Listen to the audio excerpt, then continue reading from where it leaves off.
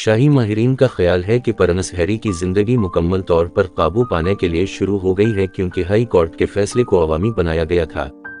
अंदर के जराये ने सूरज के साथ अपने इंटरव्यू में डॉ की जिंदगी में होने वाली तब्दीलियों को तोड़ दिया। इस चीट में अंदरूनी नोट किया गया है, देव वहाँ थोड़ा सा एहसास है हैरी कंट्रोल से बाहर हो रहा है और सब ठीक नहीं है। यहाँ तक कि इसके अहल खाना के मेंबरान भी इस बात से परेशान हैं कि वो किस तरह मुकाबला कर रहा है और कानूनी लड़ाइयाँ करते रहने का अज़्म इनसाइड अंदरूनी ने अपनी चीट के दौरान दाखिला लिया। इन लोगों के लिए जो हाई कोर्ट जज के जरिए मंजूर शुदा 40 सफ़े पर मंजूर शुदा फैसले को ड्यूक की जिंदगी में एक दिलकशी का बायस बना है।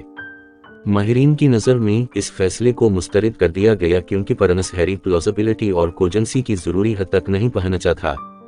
इसका तज़किरा करने के लिए नहीं, इससे साख की कमी पैदा होती है।